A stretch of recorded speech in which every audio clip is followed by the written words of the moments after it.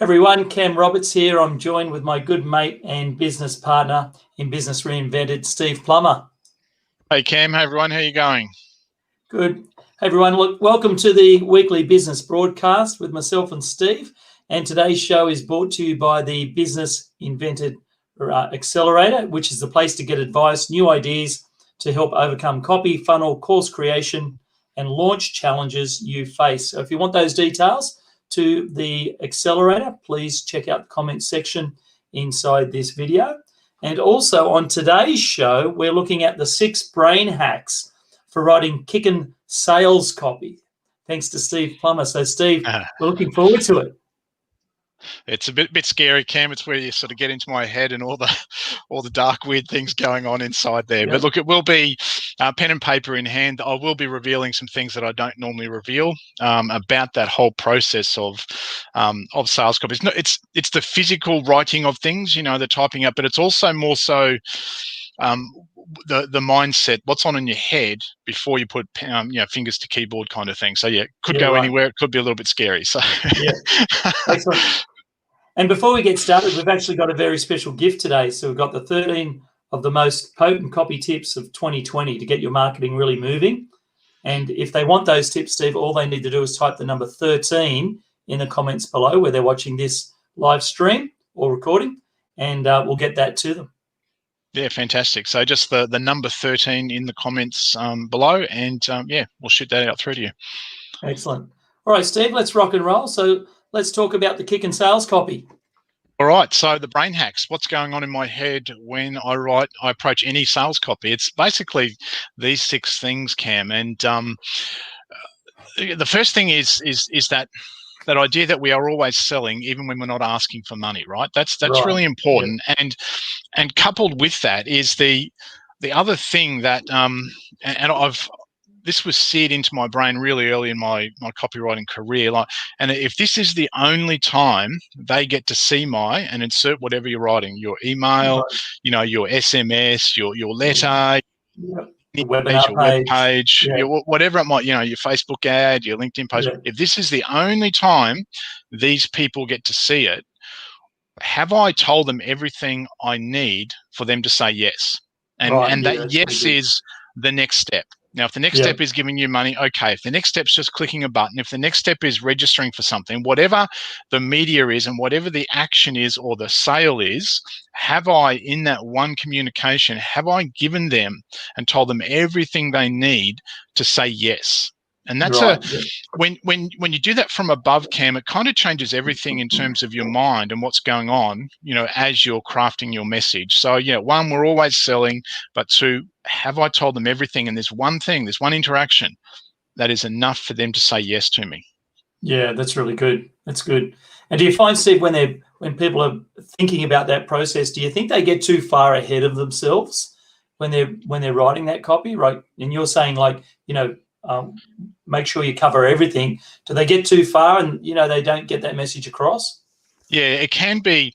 Writing copy can be mentally taxing. So it is easy to, like you say, get too far ahead of yourself. And just, it's almost like, you know, and if writing doesn't necessarily come naturally to you, it's almost like you're just rushing, like a doctor's appointment or whatever. You're rushing to get to the end, say, or a dentist, and go, oh, thank God I got that out of the way, you know. And when, you know, if it is like that, then you can often miss things. And like, so have I told them everything they need to say yes? Yeah. Really, really important starting point, right? Excellent. So is that number 1? Is that the number 1 brain hack?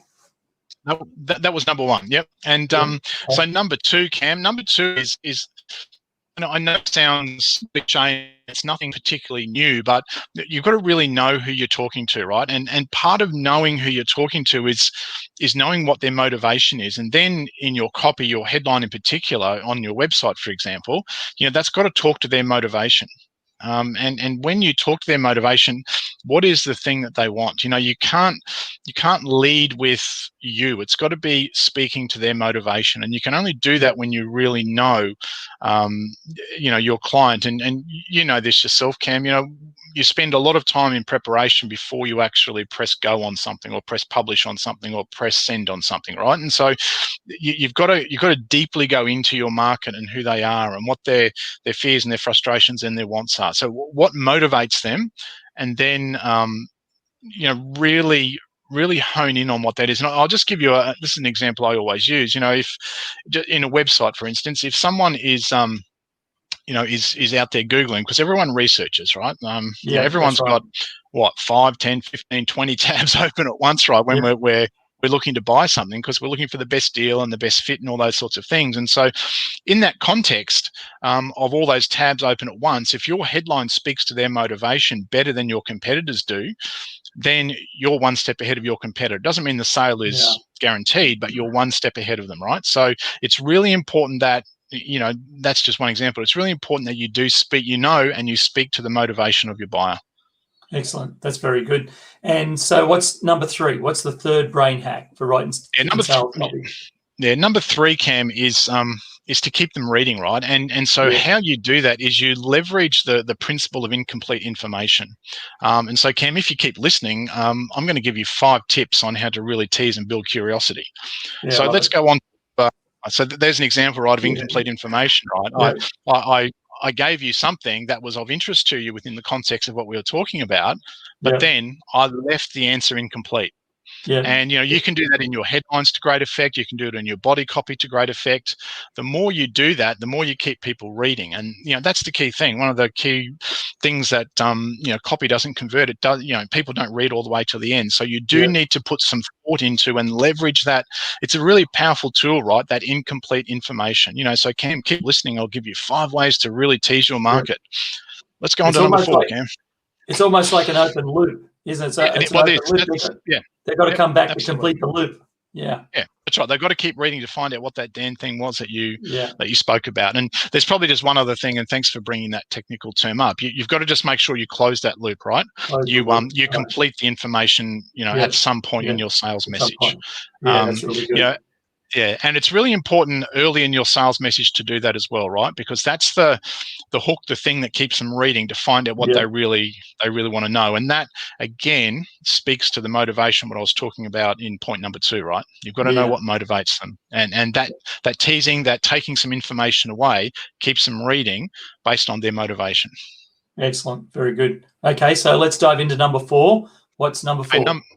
Number 4, Cam. And again, we spoke about this probably a month or so ago, based on that Google report. It's social proof. I did hear someone say that the need for testimonials is diminishing, and I call BS to that. Me too. The more proof you can give, the safer it is for someone to buy. And one of the other things in talking to their motivation is that every purchase comes with anxiety, right? Every single purchase. Doesn't matter who you are. We always do that calculation in our heads. If I'm giving up X amount of money and or time, and I'm getting X back from whatever that purchase is, your mind is always doing that balancing act, right? And so the social proof is an important way of diminishing that anxiety and making the sale smoother. And I understand there are 2 types of social proof. There's the credibility stuff, and that's more speaking to the logical side of the brain. So that's where numbers are really important, before or after, lost 10 kilos, that kind of thing. Data, statistics. Case studies, before and after pics, the product in action, that kind of thing, So that logical part of our brain still needs to be satisfied, right? And it doesn't mean you've got to write 4 pages of that sort of stuff, but wherever you can, satisfy that logical part of the human brain, because there is anxiety behind the need for those numbers. And so credibility is really important. The other part of that social proof thing is trust, and that's more, I guess, the softer emotional kind of thing of are they honest, reliable, a good person, that could do they have integrity, so you need to hit both of those buttons, and when you attract the right kind of people with your marketing, I always say that like attracts like.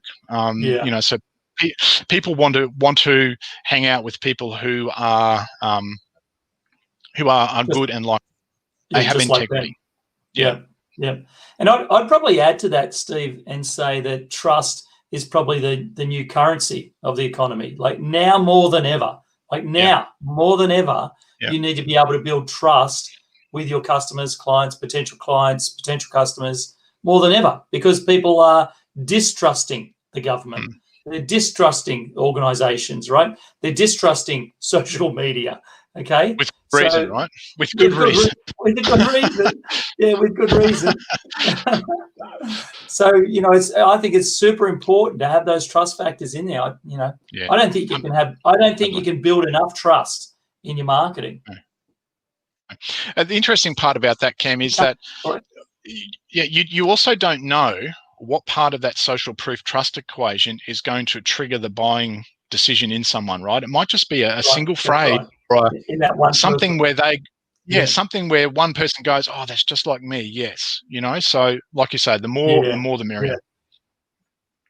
Yeah, that's great.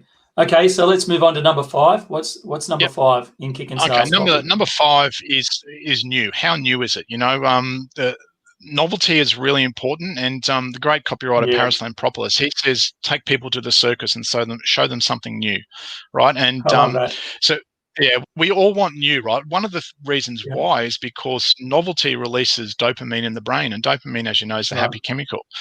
So when we see new stuff, it's interesting. It makes us feel better. Right. And that puts you in a much more positive frame of mind and makes the sale much easier and smoother. So wherever you can, a new twist on something, a new breakthrough, whatever it might be, new works really, really well. Now, obviously, you can't have a flip phone and go new flip phone for sale. Right. It has to be genuine, right? It's not about lying and making stuff up. Yeah, that's right. That's a good point. That's what I was going to say. It's not about deceiving people and making something up that's not new, but it's putting a new spin on it or a new delivery on it or whatever, Or having something genuinely new and innovative, which people haven't seen before. And if you question the validity of that, well, I would say, have you still got a flip phone? Have you got an iPhone, right? And the latest version of an iPhone, because we all want the latest and greatest. It's a human trait, right? And so wherever you can give people that novelty and that newness, it sparks that dopamine hit in the brain. And a couple of examples of that, Steve, is like corporations like McDonald's. They're always inventing something new for their products. Their whole business is built on burger and chips and fries, right? But they've always got something new on the menu, right? So even if you're a cheeseburger lover or a Big Mac lover, there's always some new burger for you to get from McDonald's.